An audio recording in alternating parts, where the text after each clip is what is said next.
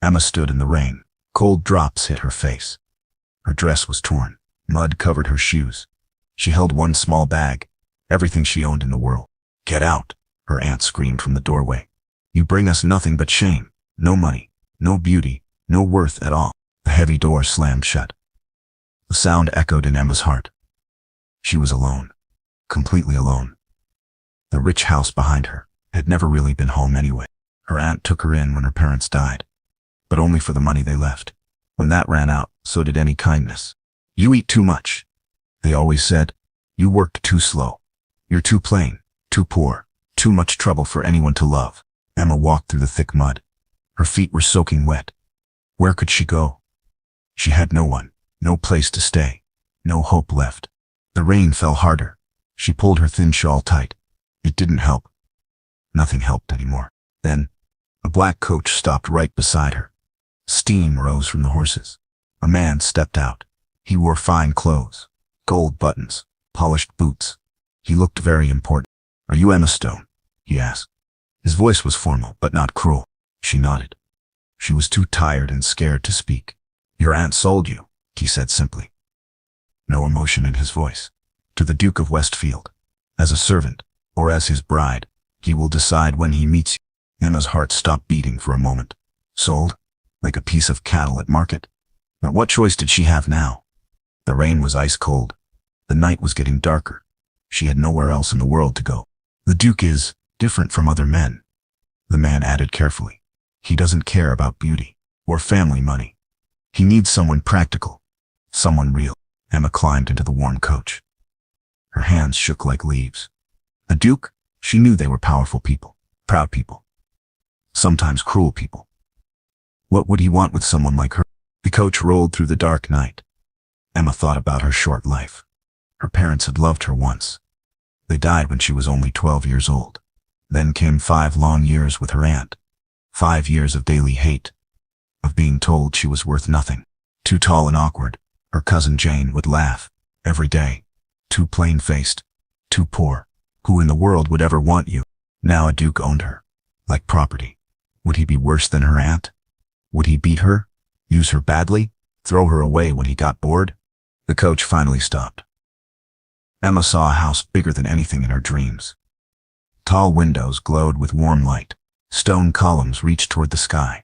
It was grand, beautiful, and completely terrifying. "Welcome to Westfield Manor," the man said. "The Duke waits for you inside." Emma's legs felt weak as water, but she made them move forward, step by step, into whatever her new life would bring. Inside, servants stopped their work to stare. They whispered behind their hands. They pointed at her wet dress. Emma kept her head down. Her muddy shoes left marks on the polished marble floor. "This way, miss," a maid said. Not mean words, not kind words either, just careful words. They climbed wide marble stairs, down a long hallway lined with paintings, past doors made of dark wood, 2 huge double doors at the very end. "He's waiting inside," the maid said quietly. Then she left Emma alone. Emma stood there shaking. Should she knock? Should she run back to the rain? Should she just cry? The door opened by itself. A deep voice called out from the darkness. "Come in, Emma Stone. Let's discuss your future." She took a deep breath, then stepped inside. Her fate was waiting in that room. Good or bad, her old life was over forever. The girl that no one wanted, sold to a Duke she'd never seen. For what purpose? She would very soon learn. The room was filled with shadows. Only firelight danced on the walls. A tall man sat in a leather chair near the flames. He didn't look up when she entered. "Sit down," he said. His voice was deep and rough, but not harsh or angry. Emma sat on the edge of a velvet chair. It was too soft, too rich. She wasn't used to such comfort in her life. "I am Marcus Gray," he said slowly. "Duke of Westfield. 30 years old, never married, and completely tired of people's lies." He finally looked up at her. Emma gasped out loud. A long scar crossed his left eye. Old and deep, it looked like it had caused terrible pain. "Not very pretty to look at, am I?" he said. A small smile crossed his face. Sad, but not me. I'm so sorry," Emma stammered. "Sorry for what? You didn't do this to me." He touched the scar gently. "War did this. 5 years ago now. It changed absolutely everything in my life." He stood up slowly, walked to the tall window. Emma noticed he limped just a little, like walking still hurts sometimes. Before the war happened, women loved me, Marcus continued. They loved my face, my money, my fancy title. Then this happened to me. He turned back toward her. Every single one of them ran away. Even my bride-to-be, the day before our wedding ceremony. Emma understood that kind of pain. Different reasons. Same terrible result. Your aunt wrote me a letter, Marcus said. She said she had a niece, poor and plain and desperate, perfect for a scarred old duke. Emma's cheeks burned red with shame. Even when selling her, her aunt found ways to be cruel. She meant it as an insult, Marcus said quietly. To both of us, I think. But I'm tired, Emma. So very tired of pretty faces, hiding ugly hearts. Tired of lies and games and fake smiles. He sat back down, studied her face carefully. Not the way men usually looked at women. Not searching for beauty. He seemed to look much deeper. I need a wife, he said simply. Not for love stories. Just for peace. Someone real and honest. Someone who works hard. Someone who knows what it feels like to be rejected by everyone. Emma found her voice at last. But why me? Because you're here right now. Because you have nowhere else to go. Because maybe we can actually help each other survive. He poured hot tea from a silver pot, handed her the delicate cup. His large hands were surprisingly gentle, very careful not to hurt her. I won't force you into anything, he said firmly. You can work as a paid servant here. Safe, warm home, good food, fair treatment. Or you can choose to be my duchess. It's completely your choice to make. Why would you want someone like me? Emma asked. I'm nothing special at all. Marcus laughed softly. Not mean laughter, just tired laughter. That's exactly what people told me too. After this happened, he touched his scar again. But I learned something important. The world lies constantly about people's worth, about what is real value, about what actually matters in life. He stood up, walked to his desk, pulled out some papers with writing on them. I've been watching your aunt's house. How she treated you every day. How you survived it all. You're much stronger than you know, Emma. Emma sipped the sweet tea. It was warm and comforting. The first truly kind thing she'd experienced in so very long. What would you expect from me, as a wife? Marcus sat back down. His cheeks turned slightly red. Honesty always, help running the estate.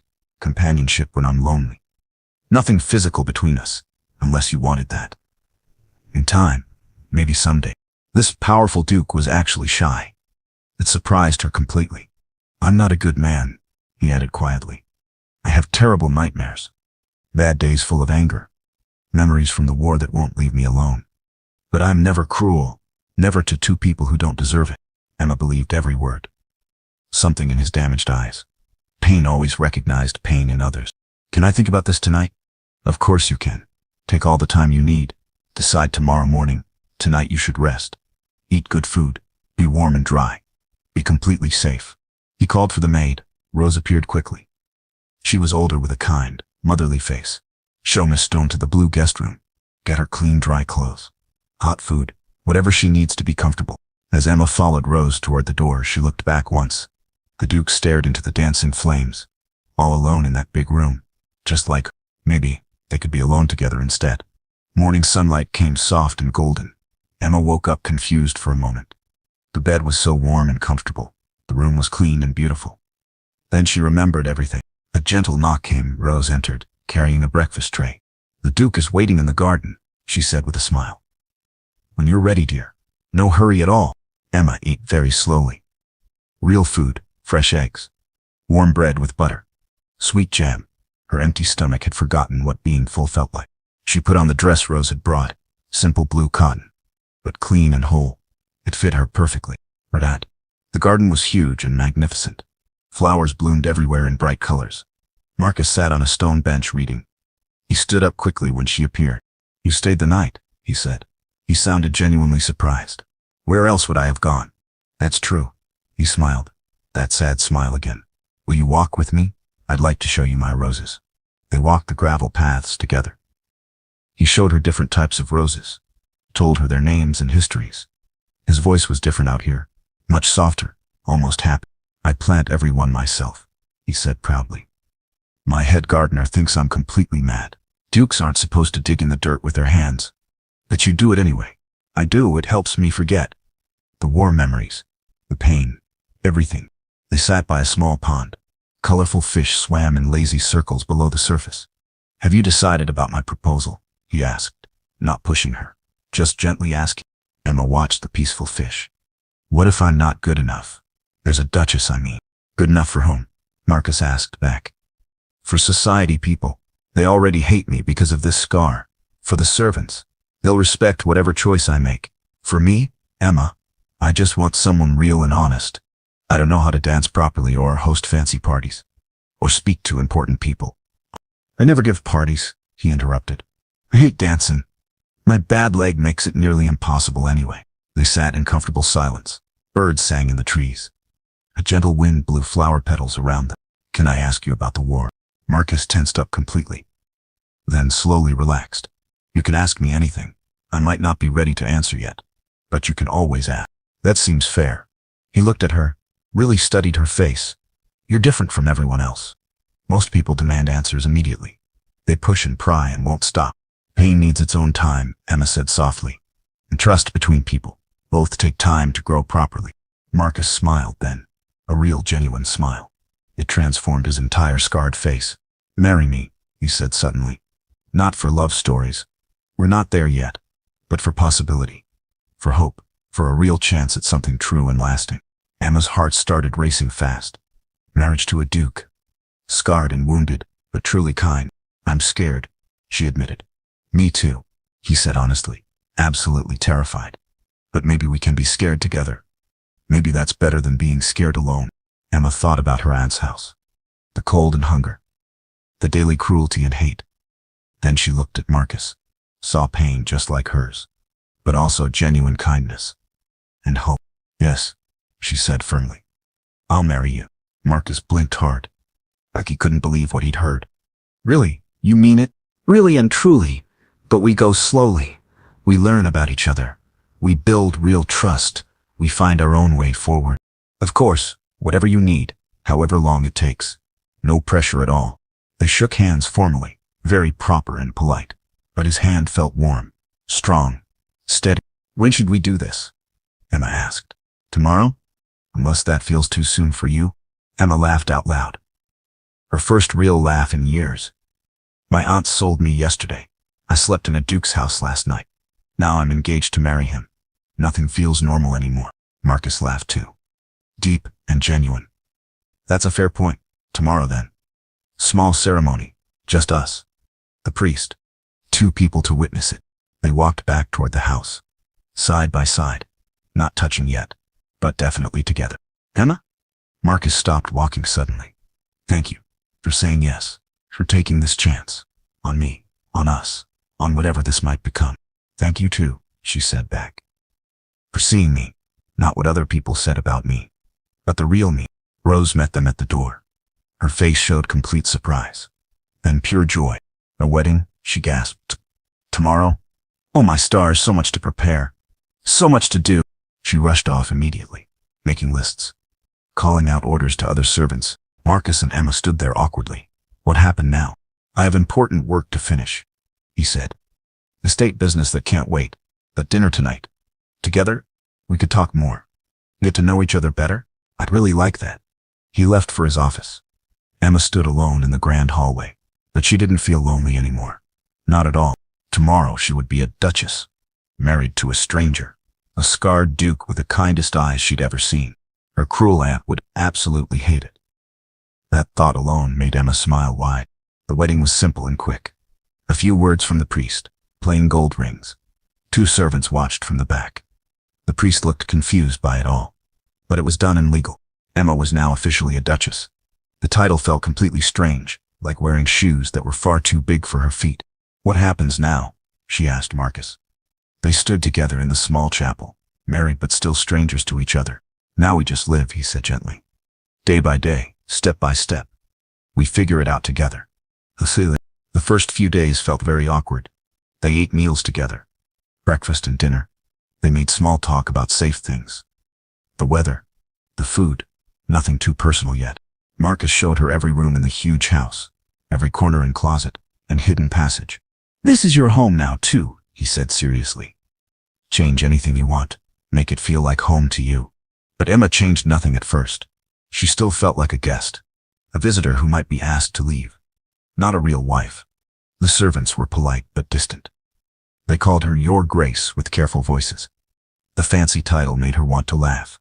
Or cry. Or both. They'll warm up to you, Rose promised. Give them some time. You're not what they expected at all. What did they expect? Someone grand and proud. Someone mean. Maybe. Not someone like you. Emma started helping in the kitchen. Mrs. Bell, the head cook, was completely shocked. Duchesses don't cook, she gasped. It's not proper at all. This duchess does, Emma said firmly. Please, I need to feel useful. I need to do something with my hand. Mrs. Bell's expression softened. She began teaching Emma recipes. Simple ones first. How to make bread. Vegetable soup. Apple pie. Marcus found her there one afternoon, flour in her dark hair. Bread dough on her hands. Having fun? He asked, not mocking her, just genuinely curious. I love it. Making something useful. Being helpful instead of useless. You don't need to work anymore. You're a duchess now. You have servants for this. Emma's face fell with disappointment. Marcus noticed immediately. But if you want to cook, if it makes you happy, then please do it. Do whatever brings you joy. She smiled brightly. He smiled back. A small moment, but very important. Days passed into weeks. Routines slowly formed. They ate breakfast together every morning. Marcus worked on estate business, letters and accounts and meetings. Emma explored the house and grounds. She found an enormous library, more books than she'd ever seen in her life.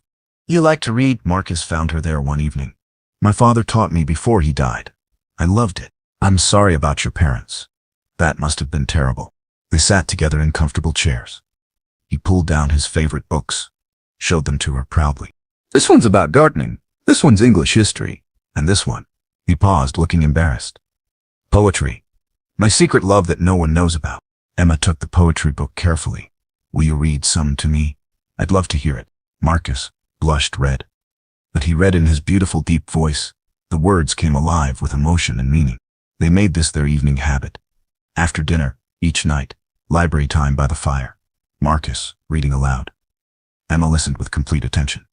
Sometimes she read too. Her voice was quieter, but growing stronger each day. One morning, Emma found him in the rose garden, digging and planting new bushes. His injured leg made the work difficult. She could see him struggling. Can I help you? He looked up with surprise. You want to dig in the dirt? I want to help you. They worked together in comfortable silence. Hands deep in rich soil, warm sun on their faces. He taught her about different roses, which ones liked sunshine, which needed more shade. Why roses? She asked. Why not other flowers? Because they survive everything, he said thoughtfully. Through harsh winters, through terrible storms, they always come back stronger, more beautiful than before, despite all their sharp thorns. Just like him, Emma thought to herself. Just like both of us. The servants began to warm up to her. They saw her working hard, helping instead of demanding. She wasn't above them. She worked right alongside them. Tom, the young stable boy, taught her about the horses. She was frightened at first. They seemed so big and powerful. Start with Daisy, Tom said gently. She's old and gentle, perfect for learning. Daisy was calm and patient. Emma learned to brush her coat, feed her carrots, trust her completely. Marcus watched from his office window. He smiled, seeing his strange new wife, cooking with servants, gardening with dirty hands, making friends with horses. With everyone except him, it seemed. But that wasn't true, he realized. They were becoming friends. Sort of, getting closer, very slowly but surely. One rainy afternoon, Emma found him in terrible pain. His leg ached. His head pounded. War memories were attacking his mind. Can I help somehow? She asked softly, very carefully. Just sit here, talk about anything at all? Just not about war, please note, about war. So she talked about simple things. About the bread she'd baked that morning. About Daisy's new tricks. About the book she was reading. Her gentle voice pushed the dark memories away. Just a little bit. Thank you, he said later, for not running away. Most people do when I'm like this. We made a promise, Emma reminded him, to be scared together. Remember? He remembered, reached out slowly, took her hand in his. The first time they'd really touched, not formal handshakes. Real human contact. I'm glad you stayed that first night, he said. Me too, she said honestly. And she truly meant it. Days became weeks, which became months. Two complete strangers, learning to live together, learning to trust each other, building something new, not love yet, but a strong foundation, something real and lasting. Day by day, spring slowly turned into warm summer. Emma changed in ways she'd never expected, not just on the outside, deep inside too. She mastered bread baking completely. Perfect golden crust, soft and fluffy inside. Mrs. Bell beamed with motherly pride. Better than mine now, the cook admitted happily. You have the natural touch for it. Emma learned about healing herbs too. Which ones cured sickness? Which ones are flavored food? Which ones brought peaceful sleep? The garden became her outdoor classroom. Lavender, for better sleep. She explained to Marcus one evening. Fresh mint for upset stomachs. Sage for wisdom and clear thinking. Do I need sage? He teased her gently. We all need more wisdom, she teased right back. Their invisible walls came down slowly, bit by bit, joke by joke, smile by smile, day by day. The servants completely loved her now. She remembered everyone's names, asked about their families, helped when someone was sick or troubled. Young Mary got a dangerous fever. Emma sat with her all night. Cool, wet cloths on her forehead. Herb tea every hour. Soft songs. Her own mother once sang to her. You saved my daughter's life. Mary's mother wept with gratitude. Thank you, Your Grace. Thank you so much. Just call me Emma, she said gently. Please, just Emma. But they couldn't do that. She was their Duchess now. Their good Duchess. Their kind and caring Duchess. Marcus watched Emma grow and change. Confidence bloomed like his prize roses. She walked taller and straighter, spoke clearer and louder, smiled much more often.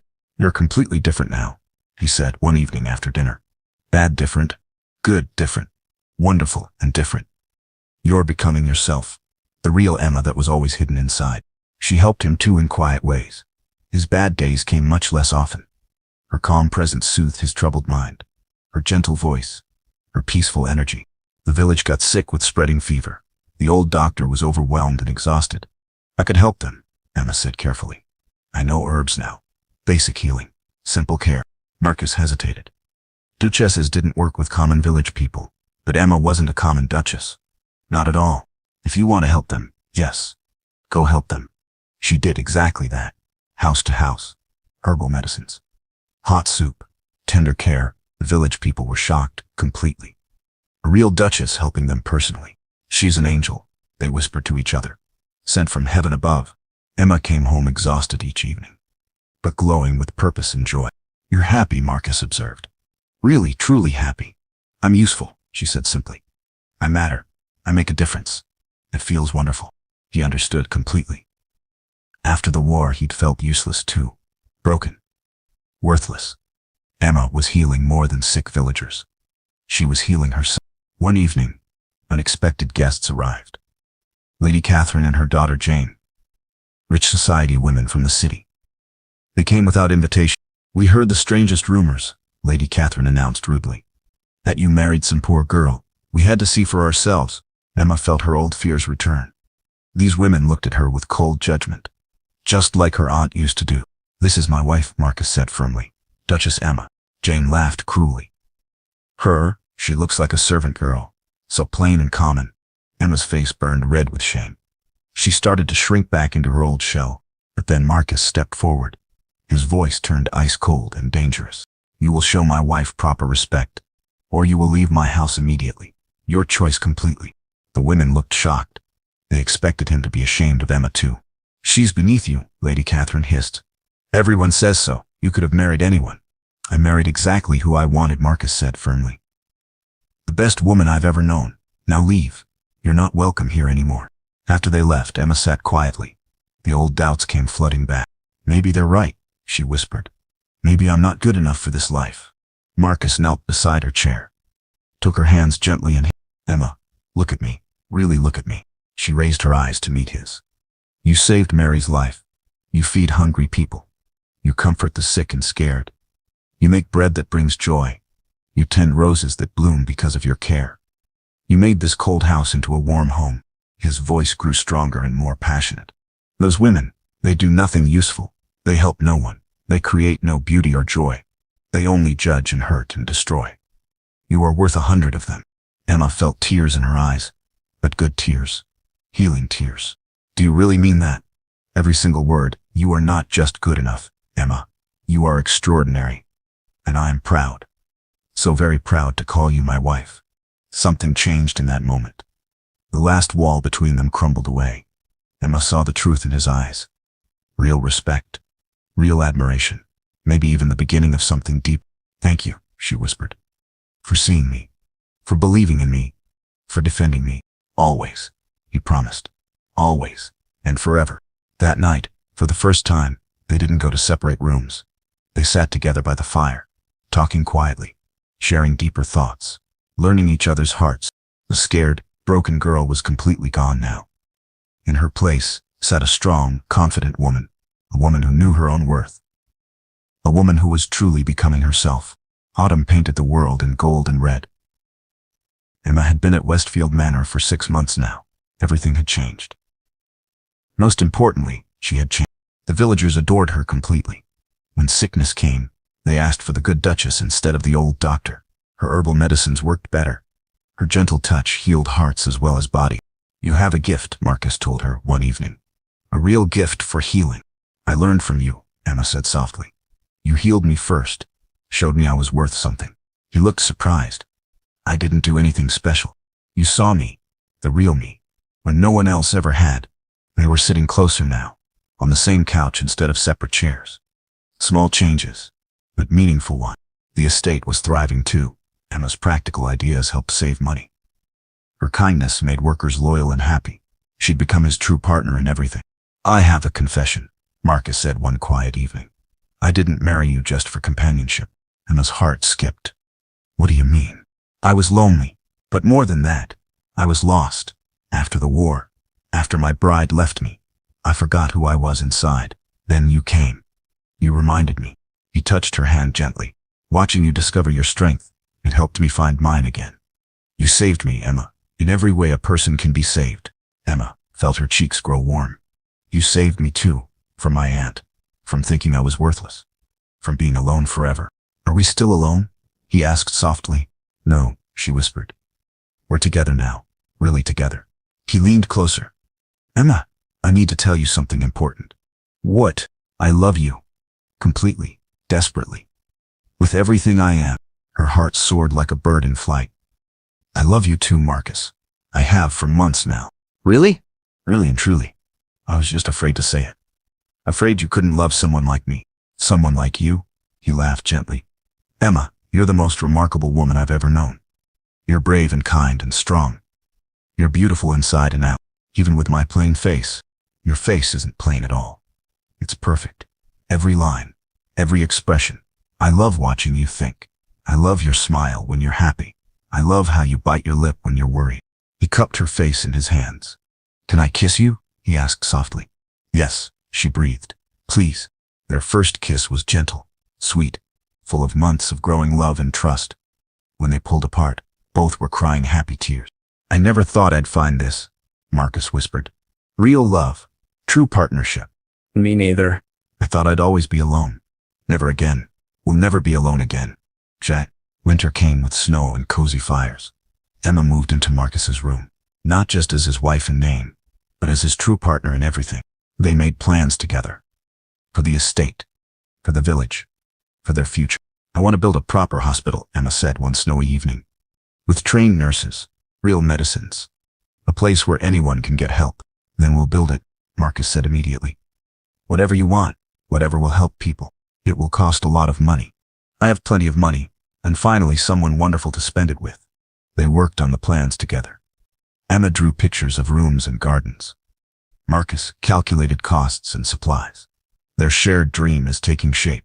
Spring returned with new life everywhere. Emma woke up, feeling strange one morning. Sick to her stomach, tired in a new way.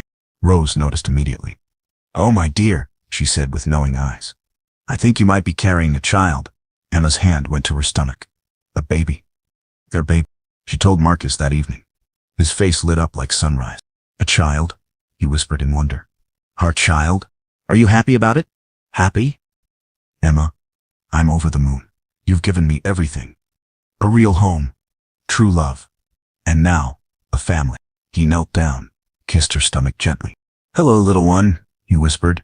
"Your mama and papa love you already." Emma laughed through tears. "We don't even know if it's real yet." "It's real, I can tell. You're glowing like starlight." The village celebrated when they heard the news. Their beloved Duchess was having a baby. Everyone wanted to help and prepare. Mrs. Bell knitted tiny blankets. Tom carved a wooden cradle. Rose gathered soft fabrics for baby clothes. The whole estate buzzed with joyful excitement. "They love you so much," Marcus marveled. "You've become the heart of this whole place." "We've become the heart," Emma corrected. "Together. We did this together." As her belly grew, so did their love. Marcus read poetry to the baby every night. Emma sang soft lullabies. They dreamed of the future together. "Boy or girl?" Marcus wondered one evening. "Doesn't matter," Emma said peacefully. "Healthy is all I want. And loved. Always loved." "This child will be the most loved baby in all of England," Marcus promised. One day, a letter came from Emma's aunt. She'd heard about the Duchess and the coming baby. She wanted to visit, to make amends. Emma read it with Marcus beside her. Her face stayed calm and strong. "What do you want to do?" he asked carefully. Emma thought for a long moment. Then she walked to the fireplace, threw the letter into the flame. "Nothing," she said firmly. "She made her choice long ago. I've made mine now." Marcus smiled with pride. "You don't need her anymore." "No, I never did. I just didn't know it then." She turned to him. This man who'd saved her. This man she'd saved in return. "I have everything I need right here. Love, purpose, family, home, you. And I have you," he said. "My treasure. My Duchess. My Emma." Outside, roses bloomed in their garden. Inside, love bloomed in their hearts. The scared, rejected girl was gone forever. In her place stood a confident woman, a beloved wife, a future mother, a Duchess who knew her true worth at last. The baby kicked gently, their future stirring to life. Together, they faced whatever would come, no longer alone, no longer afraid, no longer anything but completely perfectly happy. Their love story was just beginning. Emma stood in her garden, watching their children play. Little Thomas, age 4, chased butterflies between the rose bushes. Baby Sarah, just learning to walk, picked flowers with chubby fingers. "Mama, look," Thomas called. "I caught one." "Very gentle," Emma reminded him. "Let it fly free." He opened his small hands. The butterfly danced away on the breeze. Marcus appeared behind her, wrapped his arms around her waist. Still the same gentle touch after all these years. "The hospital is finished," he announced proudly. "Ready for patients tomorrow." Emma leaned back against his chest. "Really? It's finally ready. Dr. Williams says it's the finest facility he's ever seen, thanks to my brilliant wife's designs." The Emma Gray Hospital stood at the village center. 3 stories of healing and hope. Emma had planned every room, every detail. A place where anyone could find help. "I got another letter today," Marcus said carefully.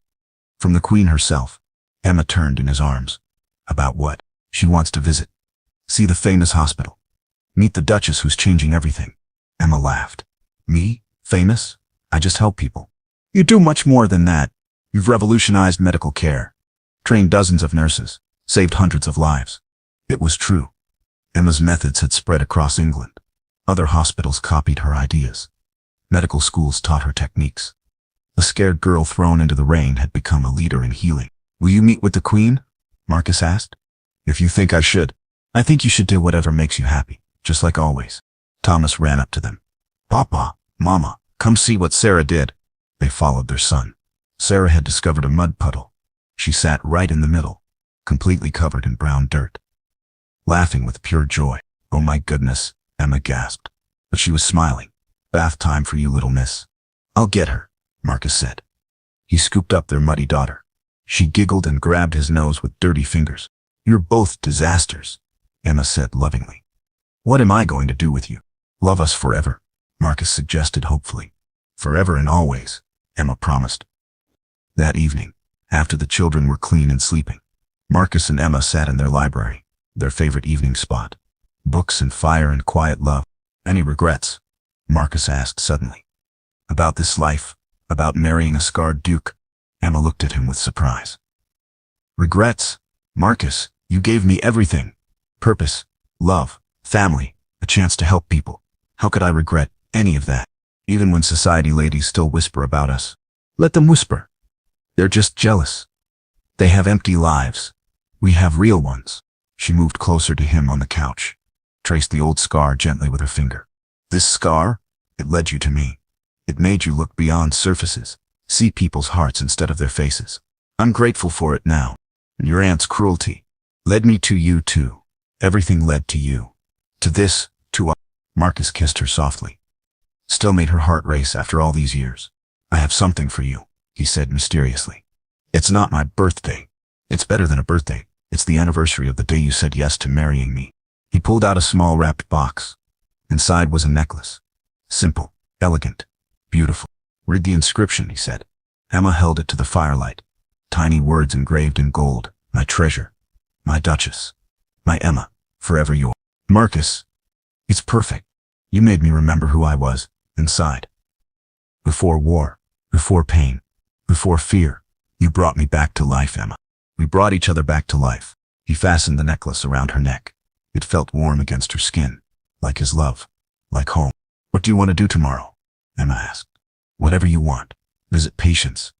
At the hospital. Work in the garden. Play with our children. I'm happy anywhere as long as you're there. Same answer for me. Anywhere with you is exactly where I belong. Outside, snow began to fall. Their first winter storm of the season. Inside, they were warm and safe, and completely content. The rejected girl and the scarred Duke. Two broken people who'd found each other, who'd healed each other, who'd built something beautiful together. Love, family, purpose, home, everything they'd ever dreamed of and more. Their story had begun with pain and rejection, but it ended with joy and acceptance, with knowing their true worth, with finding where they belong, together. Always together. The fire crackled softly. Snow fell gently. Love surrounded them like a warm blanket, and they lived happily, not just ever after, but every single day, because real love isn't just an ending. It's a beginning, again and again, forever. Emma stood in the corner. Her mother's words cut deep. You're too plain, she said. Too quiet. Too boring. Her sister Sarah was perfect. Golden hair, blue eyes, sweet smile. Everyone loved Sarah. But now, Sarah was dying, very sick. The doctor came daily. Medicine costs money. Too much money. Their father had died young, left them with nothing. Just debts and pain. Emma must work, Mother decided. She's no use here anyway. The job was far away. 3 days by coach. A place called Rosewood Manor. The Earl needed help. His sister was ill too.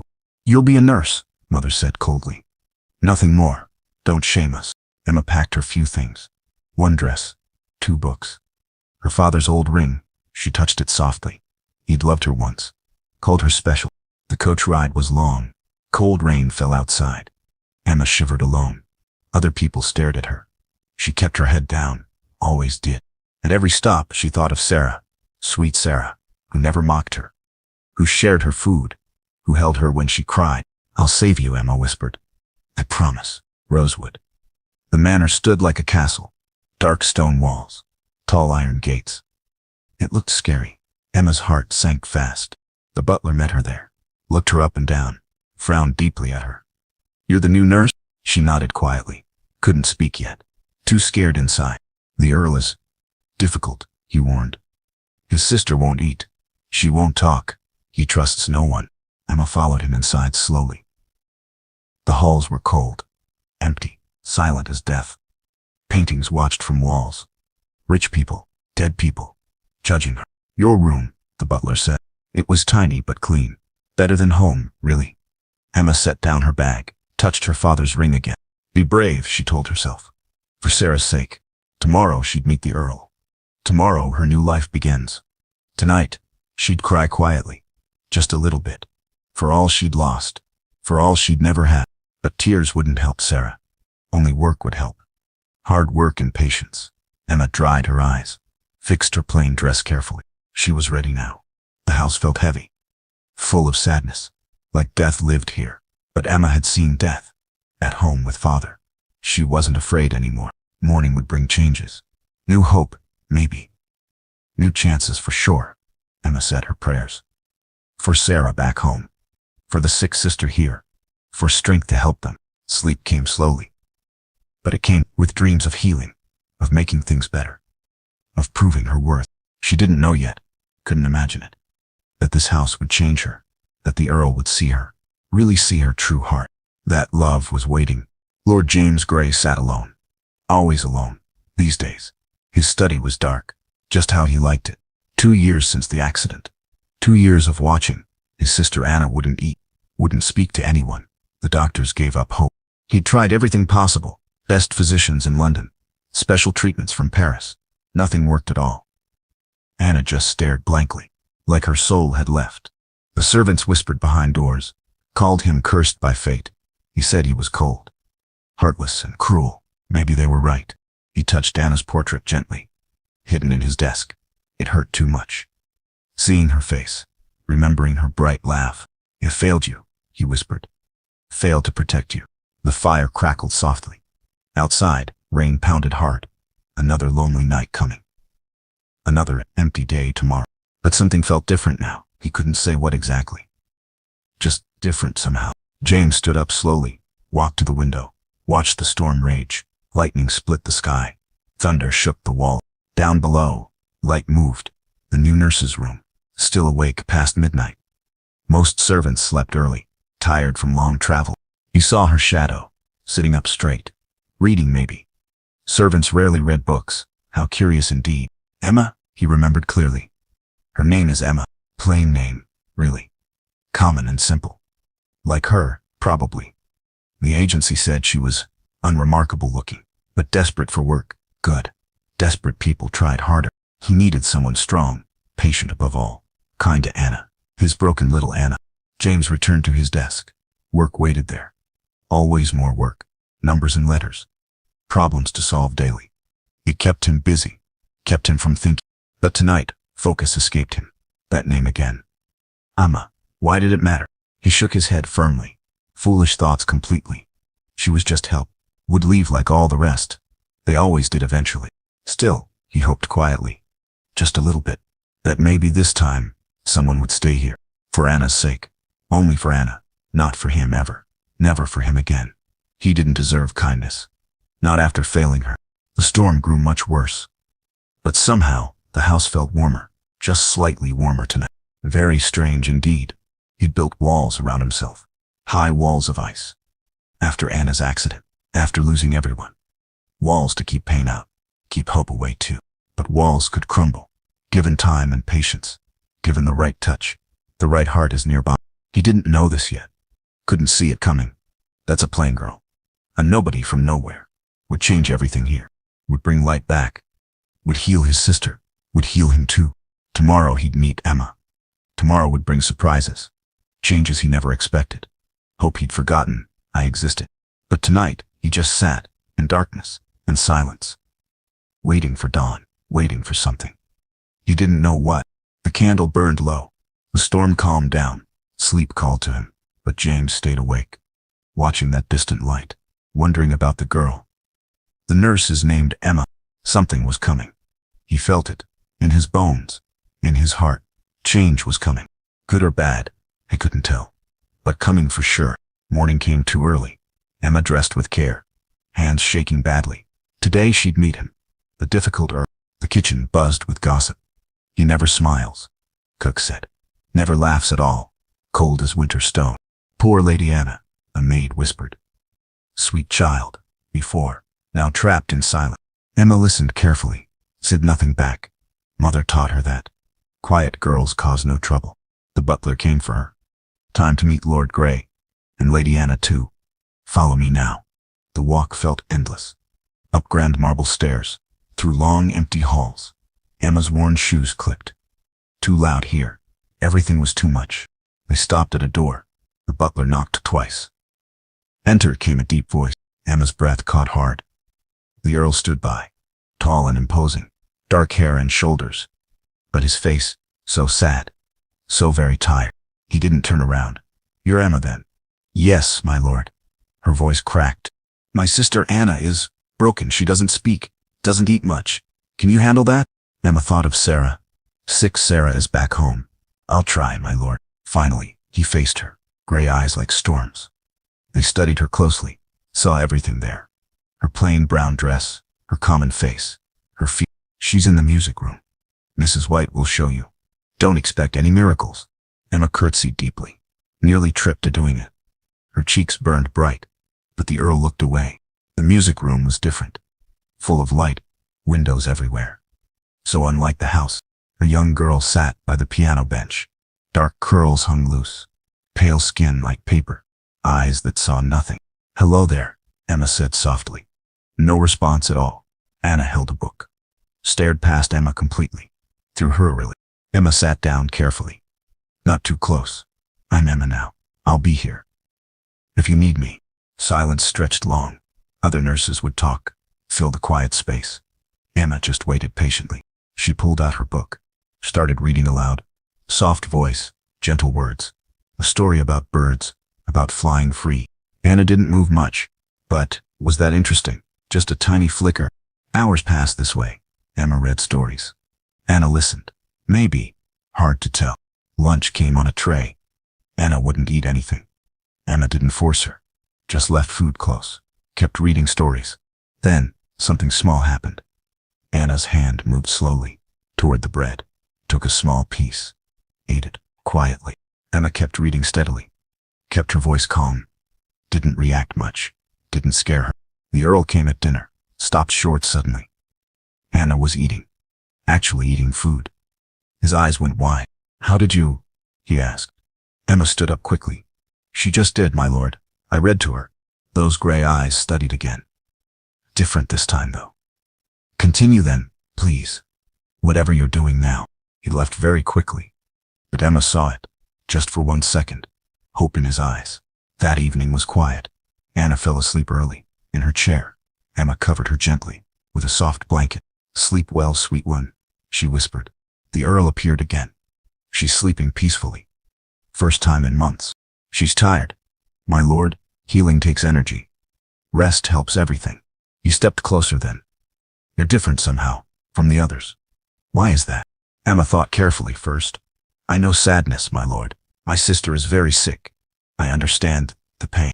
Something changed in his face, softened slightly. "Yes, pain. It follows us." They stood in silence. Not awkward, though. Just peaceful somehow.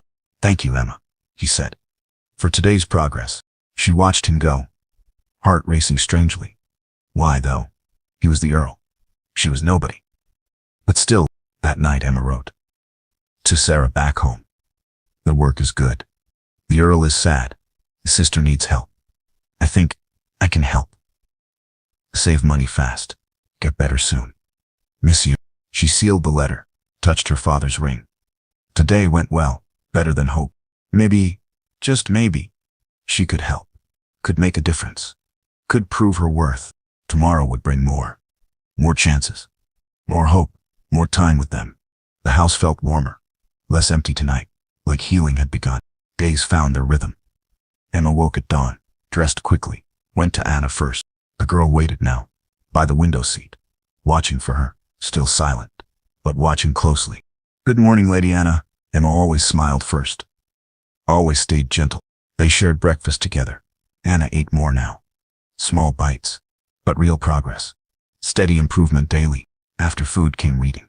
Emma brought new books, fairy tales, adventures, stories of brave girls, strong girls who won. Anna's eyes followed words. Sometimes her lips moved, almost speaking. Not quite, but getting close. The Earl watched often. From doorways mostly, never entering the room, just observing everything. Emma pretended not to notice, but she felt his presence, always there. One morning brought rain, trapped them inside completely. Emma had an idea. "Let's draw, Lady Anna." She brought paper supplies, colored pencils too. Started sketching something. A bird, simple, happy looking. Anna watched her work, then reached out slowly, took a blue pencil, made marks carefully. Not quite a picture, but trying hard. "Beautiful work," Emma said. Meant it completely too. Anna almost smiled then. Almost, but not quite. The Earl appeared at lunch, saw the drawings there. His face changed completely, softened like spring. "She hasn't drawn since." He stopped talking suddenly. Couldn't finish the sentence. Emma understood, though. "Since the accident." "Would you like to draw, my lord?" The words escaped, too bold, too forward. He stared in shock. Servants didn't ask such things. But then, he He sat down, took a pencil, drew beside his daughter. They worked in peace. 3 people together, making art, making connection. The Earl drew trees, strong but lonely. Anna drew shapes, searching for meaning. Emma drew birds, free and singing. When he left later, he paused. Thank you, Emma. First time using her name. It felt warm inside. Days passed this way. Breakfast together, reading stories, drawing pictures, sometimes walks outside. Anna held Emma's hand, trusted her completely. The house changed too. Maids smiled more often. Cook hummed while working. Even the butler seemed lighter. Hope spread like sunrise. Emma wrote to Sarah. Send most wages home, kept just enough. For paper, for pencils, for new books. The Earl joined meals. Started asking questions. About the stories. About Anna's progress. About Emma's life. Tell me about home, he said once. Emma hesitated at first. Not much to tell, my lord. My mother is difficult. My sister is everything. Your sister is sick. Very sick, my lord. The doctors say, not long. His face grew dark. I'm sorry, Emma. Truly sorry for that. She nodded quietly. I couldn't speak then. Too much emotion. He reached across suddenly, touched her hand briefly. You're helping Anna. Your sister would be proud. Emma's heart squeezed tight. I hope so, my lord. That touch lingered, warm and gentle. Different from anything. Emma felt confused, hopeful, scared too. After he left, Anna signed. Her first attempt, pointed at Emma. Made motions, not words, but communication. What is it? Emma asked. Anna kept signing. Frustrated now. I want to speak. Emma understood suddenly. Happy? You're happy today? Anna nodded quickly. First response ever, then pointed outside. At the garden. You want to go? To the garden? Another nod, eager this time. They walked together slowly. Anna picked flowers, smelled them deeply, smiled for real, actual happiness showing. The Earl found them, sitting in sunshine. Anna wore flowers. Emma braided them, both laughing quietly. She's happy, he said. Wonder in his voice. She remembers joy, Emma replied. Just needed reminding. He sat beside them, in the grass. Earl or not, just a father, watching his daughter bloom. You've given her back, he whispered. Give me back hope. Emma met his eyes. I saw gratitude there. I saw something else. Something deeper, warmer, more dangerous. She was always there, my lord, just hiding. Healing takes time, and patience, and kindness. He looked at her, really looked. You have both. Emma blushed deeply. I'm just doing my job. No, he said firmly. You're doing much more. Anna yawned. Then, tired from happiness, from being alive, they walked back together. 3 people, like a family. Emma pushed the thought away. Too dangerous. Too impossible. But the seed was planted. Hope growing wild. Change is coming fast. That night Emma couldn't sleep. I kept thinking about him. About gray eyes. About gentle touches. About impossible dreams. Stop it, she whispered. Know your place. But places were shifting. Lines were blurring. The Earl saw her, really saw her, like a person. Not just help. And Emma was falling into something wonderful, something terrifying, something that could break her. But for now, she'd enjoy it. Kindness. The warmth. The feeling of belonging, even if temporary. It was beautiful. Weeks turned to months. Emma discovered hidden gifts, talents she never knew. The garden came first. Anna loved flowers deeply, but they were dying. No one tended them. The gardener had left. Can we fix them? Emma asked Cook. If you know how, dear, worth a try. Emma read garden books, studied plant needs. I learned about soil, sun, water, care. She and Anna worked, pulling weeds together, planting new seeds, getting dirty, getting happy. The Earl found them, covered in mud, laughing together. Well, Emma laughed. Anna almost did. What's all this? But not angry. Almost, amused instead. Healing the garden, my lord. Like healing people, it takes time. Take love. He knelt beside them, touched the dark soil.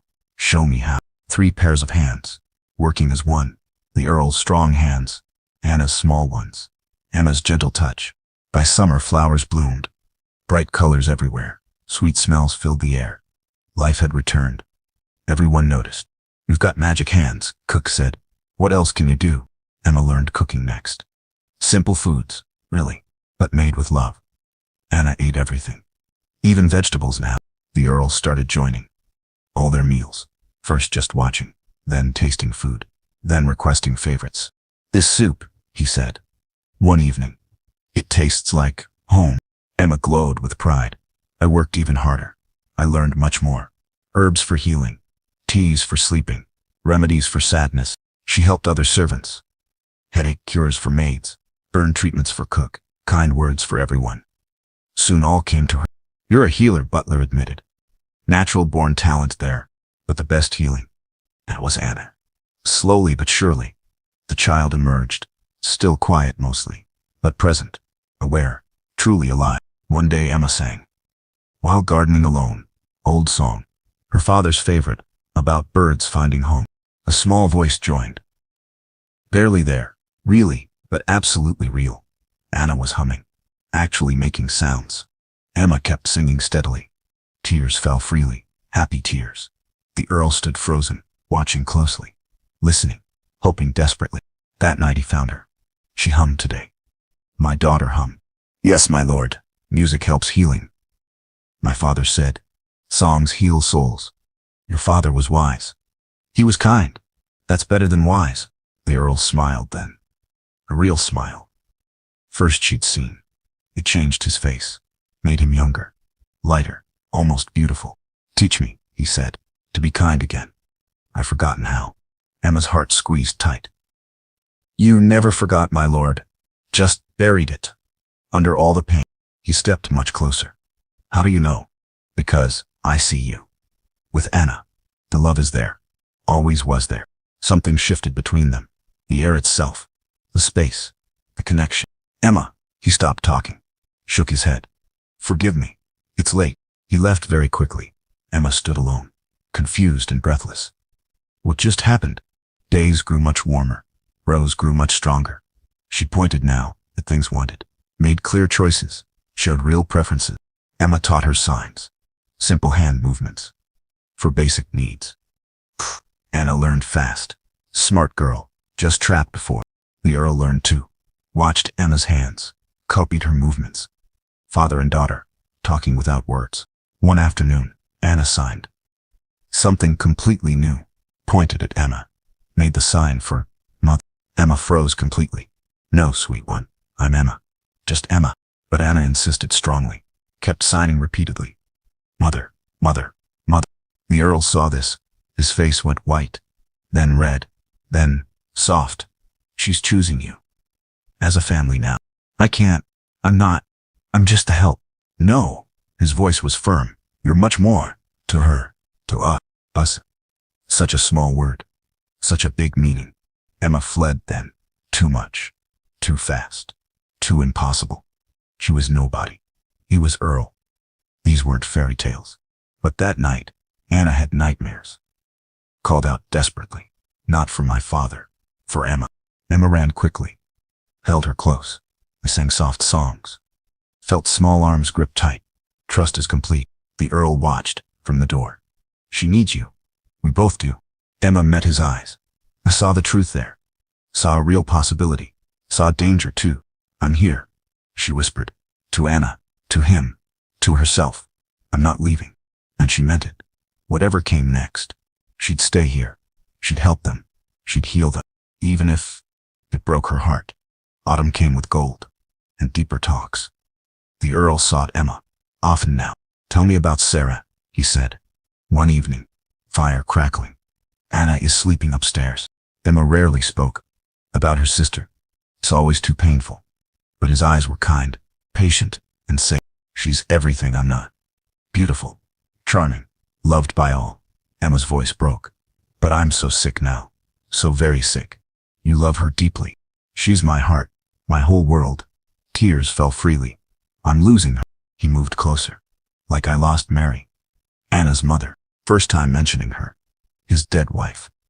Emma waited quietly. "Carriage accident," he whispered. 2 years ago. Anna was there. Saw everything happen. Emma's heart broke.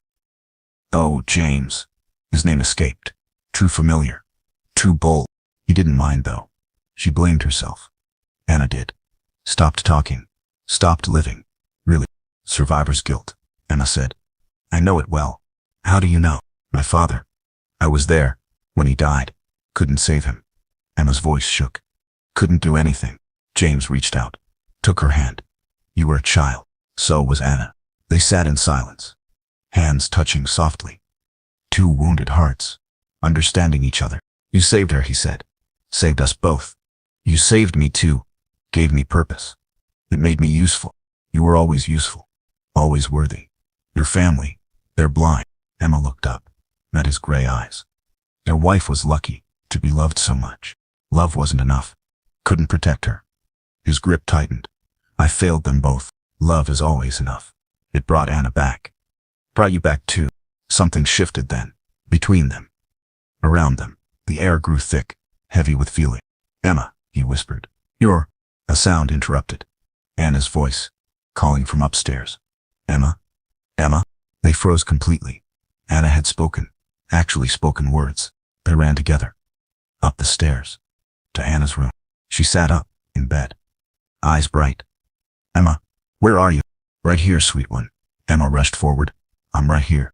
Anna smiled widely. I had dreams. Good dreams. About flowers. And singing. James stood frozen. His daughter is speaking. After 2 long years, tears streamed down. Papa, Anna saw him. Why are you crying? He knelt beside her. Her small bed. Happy tears. Love. So very happy. Emma made me better. Emma and you together. That word hung between them all. Together. Later, after Anna slept, they walked the halls. Side by side. She's really back, he said, wonder in voice. She never left. Just needed time. And love. He stopped walking, turned to face her. Emma. She looked up, at his face. Saw everything there. The love. The want. The fear. I know, she whispered. I know, James. This is madness. I know that too. But he stepped closer. I can't help it. Can't stop myself. Neither can I. His hand touched her cheek gently. You're beautiful, Emma. So very beautiful. No one said that. Ever before. Emma's eyes filled. Inside and out, he continued. Anna sees it. I see it. Why don't you?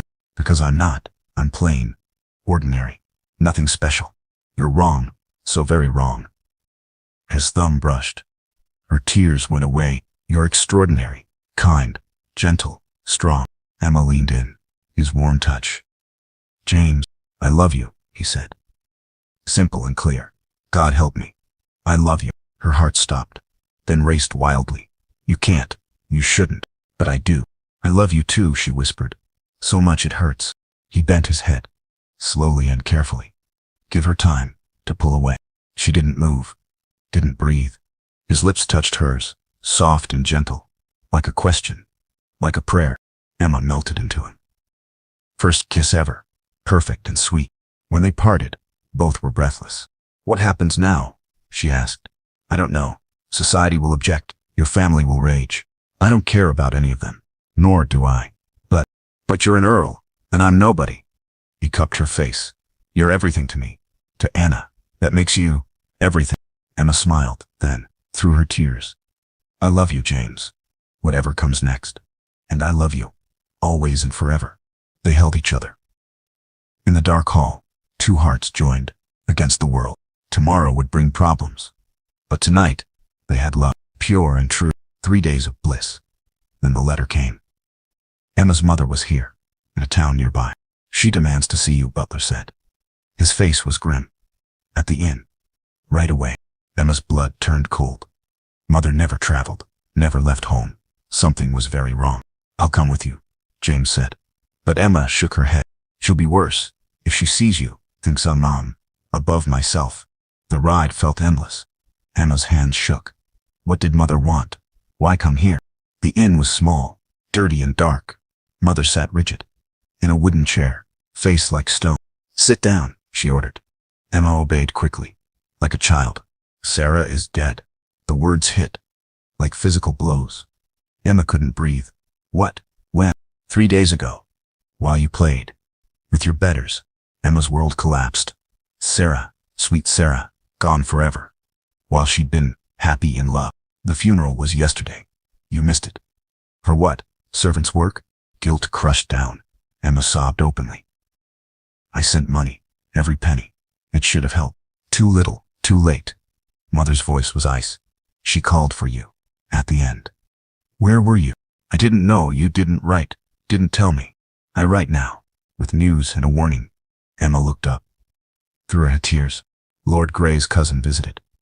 Told interesting stories about his fondness for a certain maid. Emma's heart stopped. What do you mean? Don't play dumb. I know what you've done. Seduced him. Like a common whore. It's not like that. We love each other. Mother laughed harshly. Love? Foolish child. Men like him don't love girls like you. They use you. Then discard you. James isn't like that. James? You call him James? Mother stood up. Even worse than I thought. She pulled out a folded paper. His engagement announcement to Lady Catherine Mills, published yesterday. Emma grabbed the paper, read quickly. The words swam, but there it was. Lord James Grey. Lady Catherine Mills. Wedding next spring. No, Emma whispered. This can't be real. Very real. Very public. Very planned. Long before you. Emma's heart shattered. Completely broken now. Sarah was dead. James was engaged. Everything was lies. Pack your things, Mother continued. You're coming home. Today. I can't leave Anna. She needs me. She has nurses. Proper ones. You're done playing. Time to face reality. Emma stumbled outside. Sick with grief and betrayal. How could James? How could he lie? The ride back. It was pure torture.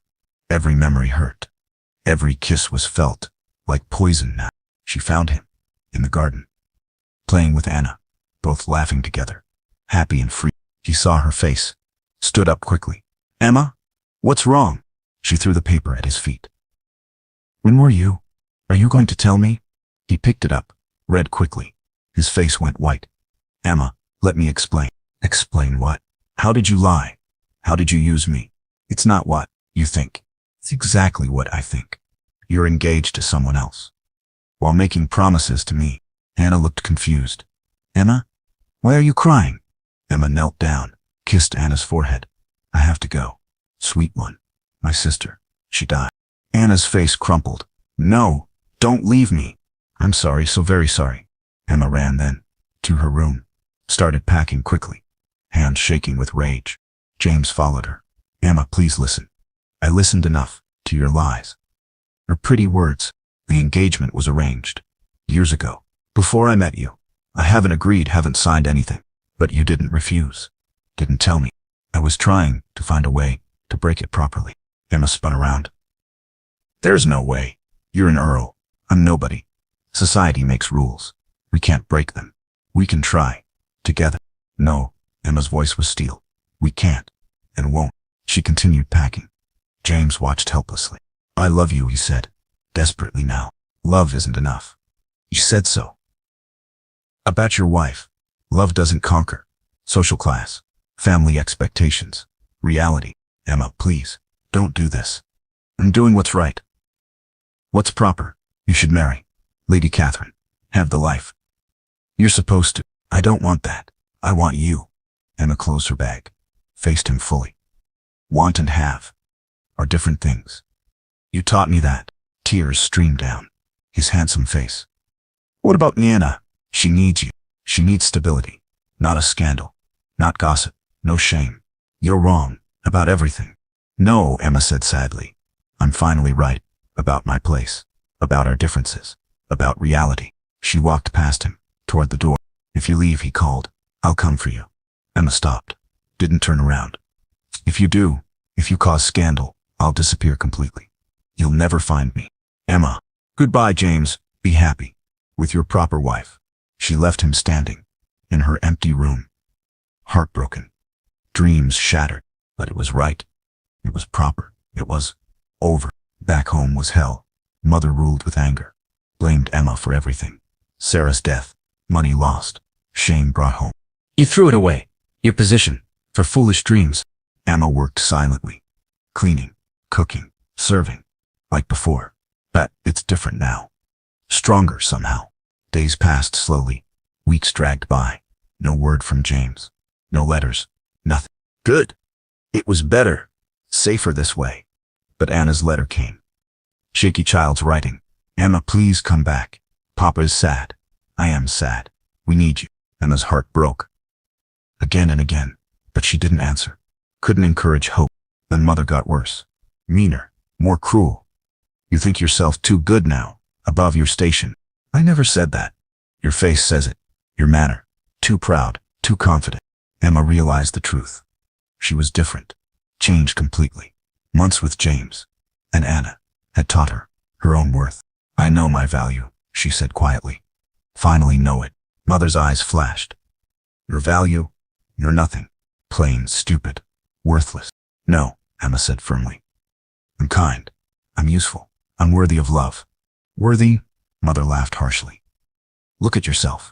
Who could love that? Emma stood straighter. Someone did love me. Someone good and kind and honorable. Lies and fantasy. Truth and reality. I helped heal a broken child, a grieving man. I made gardens grow. I brought joy back. Mother's face grew red. You brought shame. Nothing more. I brought healing, love, hope. That's not shameful. You seduced your master, like a common whore. Emma's anger flared, hot and bright. I loved someone who loved me back. There's nothing common about that. Mother raised her hand to slap her. Emma caught it, held it firm. No more, she said. Steal invoice. No more hitting. No more cruel words. I won't allow it. Mother stared shocked. How dare you? I dare because I'm not a child. I'm a woman who knows her worth. Emma released the hand. Stepped back calmly. I'm leaving here. Today. Where will you go? You have nothing. No position. No references. I have skills. I have knowledge. I have value. Emma smiled sadly. You taught me what not to be. James taught me what I could become. She packed again. Her few things. Father's ring. Some saved coins. If you leave, Mother threatened. Don't come back. Ever. I won't, Emma promised. This isn't home. Never was, really. At the door, Emma turned back. Sarah loved me. Father loved me. That's enough. That's everything. She walked away. For good this time. No looking back. The village was buzzing with gossip and news. Emma heard whispers about the Earl, about scandal. Broke his engagement, Cook said. At the market. Refused. Lady Catherine. His family is furious. Emma's heart jumped. Then steadied. It didn't matter. Still couldn't work. Too many differences. But pride grew in her chest. He'd chosen honor over convenience. That was something. She found work at an inn. Different town. Good wages. Honest labor. The innkeeper's wife was kind. Motherly. You're skilled, she said. Wasted in service. Emma learned more. Business skills. Managing accounts. Planning menus. Her confidence grew. Guests noticed her. Asked questions. Appreciated her care. Word spread quickly about the helpful girl at the White Swan. You could run your own place, the wife said. Have the talent. Emma considered this. Her own inn. Her own life. Possible now. She was strong enough. One evening a coach pulled up outside. Fancy and expensive. Emma watched curiously. A man stepped out. Tall, dark, familiar. James. Emma's heart stopped, then raced wildly. What was he doing? Why was he here? Their eyes met. Through the window. He smiled softly. Hopefully. Emma stepped back into shadows. Not ready yet for this conversation. But her heart sang. Despite everything, he'd come for her. Actually come. Maybe, just maybe, love was stronger than social rules, than family pressure, than fear itself. Maybe love, really, could conquer all. But first, they had to talk, really talk, about truth, about the future, about possibility. Emma smoothed her dress, lifted her chin, walked toward destiny. Whatever happened next, she was ready now. Strong enough, worthy enough, brave enough for love. Emma met him in the inn's parlor, private and quiet, away from gossip. James looked older, tired but determined. His gray eyes found her face, held her gaze. You're beautiful, he said. First words, like before, like always. I'm the same, she replied. Plain Emma, nothing changed. Everything changed. You're stronger, more confident. It showed. They sat apart, on different chairs. Distance between them. But connection remained. Why are you here? She asked. To apologize. To explain. To beg. I don't need apologies. Yes, you do. I should have told you about the engagement. From the start. Emma nodded slowly. Yes, you should have. It was arranged. When I was 20. Before I knew what love was. Before I met you. But you didn't break it. Right away when you knew. James sighed deeply. I was scared of scandal, of family rage, of losing everything. So you let me fall in love. With a lie. Not a lie. Never that. My feelings were completely real. Emma's heart ached, but she stayed strong. Feelings aren't enough. Without truth. Without honesty. You're right. Absolutely right. I was wrong. Selfish. Cowardly. She appreciated this. His honesty now. His accountability. What about now? She asked. The engagement is broken. Yes, completely over. Despite family fury. Despite social pressure. Why now? Why break it? James leaned forward. Because Anna asked me. A simple question. Do you love Lady Catherine? Emma waited quietly. I said no. She asked why. I'd marry someone I didn't love. I had no answer. Children see clearly, Emma said. She said something. That broke me. Emma loved us.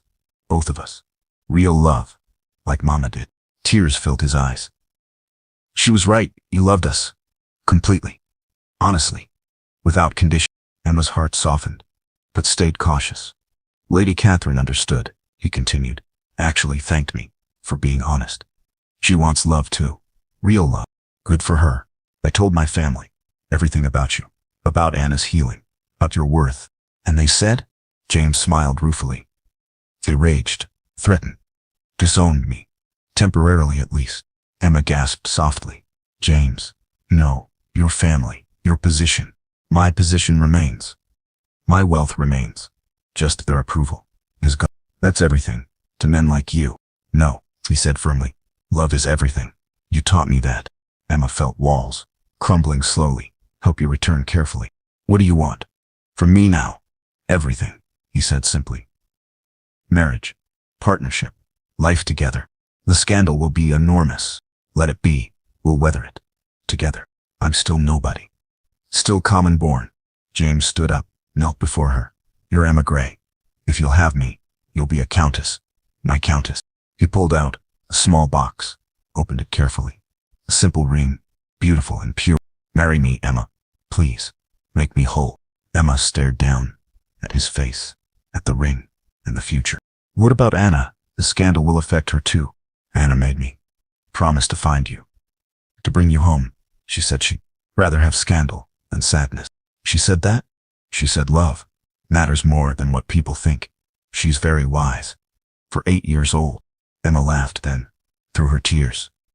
She is wise. Is that a yes? Hope in his voice. Emma looked at him. Really looked. Saw the man. She'd fallen for it. Honest now. Vulnerable. Real. The innkeeper's wife said something about me running my own place. James's face fell. You want that more than marriage? I want both. I want partnership. True partnership. Equal. His face brightened. Yes. Absolutely yes. You'd help manage the estate, the finances, everything. You'd trust me with important things. I trust you with everything. My heart, my daughter, my life. Emma smiled. Then, full and bright. Then yes. Yes, I'll marry you. James slipped the ring on her finger. Perfect fit. Like destiny. He stood, pulled her up, spun her around. Both are laughing now. When? She asked. Tomorrow. Next week. Whenever you're ready. I'm ready now. Been ready. Since the garden. Anna will be so happy. Anna will be our daughter. Officially now. Our daughter, our family, our love. They kissed then. Deep and sure. No more secrets. No more barriers. Just love. Pure and true. 5 years later, Rosewood Manor bloomed. Like never before. Emma walked the halls. In silken confidence. Countess now. But still herself. Still kind. Still real. Anna ran past. 13 now. bright and happy, chattering constantly, making up for lost years. Mama, Emma, come see. The roses bloomed. Mama, Emma. The name stuck from the very beginning. Emma loved it, more than titles, more than anything. In the garden, James waited. Older now, gray at temples, but smiling always.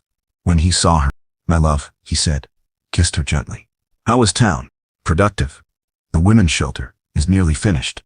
Emma had started this, her first big project. A place for women in trouble, needing help. "Mrs. Patterson sends thanks for the funding." James beamed with pride. "My brilliant wife, changing the world, one woman at a time." They walked together, through thriving gardens, past happy servants, into their home, the great hall. It was different now. Warm and bright, full of laughter, full of light. Paintings showed family, not just ancestors. Emma's portrait hung beside James's, equal place, equal honor. Anna's voice called from the music room. "Papa, Mama, come listen." She played piano now, beautifully, soulfully. Music had returned to the silent house. Emma and James sat together on the sofa, his arm around her, her hand in his. Anna played love songs, wedding songs, happy songs. The music floated through every room. "I got a letter," Emma said. "From the village." "Your mother?" Emma shook her head. "A young girl needs help. Her family threw her out." "For what reason?" "She fell in love with a blacksmith. They called her foolish, worthless." James squeezed her hand. "What did you tell her?" "To come here, to us. We'll find her. Work, training, hope. You're building an army of strong women." Emma smiled widely. "Someone has to show them their worth." The letter continued. "Other news too. Mother remarried. A merchant. Seems happy. Good for her." She asked to visit, to meet her grandchildren. James raised eyebrows. "Children, plural?" Emma blushed prettily. "There's something I should tell you." "What is it?" "We're having another baby." James's face lit up like sunrise. Truly, Anna will have a little brother or sister." He kissed her then, deep and grateful. "Oh, I love you so very much. And I love you." Anna finished playing, ran to them. "What are you talking about?" "Babies," Emma said. "You're going to be a big sister." Anna squealed with joy, hugged them both. Really truly. That evening brought visitors. The Duke and Duchess of neighboring estate, once enemies, now friends. Society had accepted Emma's position, slowly but surely. Her kindness won them. Her work impressed them. Her love inspired them. "Countess Emma," the Duchess said, "your Ladies' Academy is remarkable." Emma had opened this last year, teaching girls skills and confidence, reading and business. "Education changes everything," Emma replied.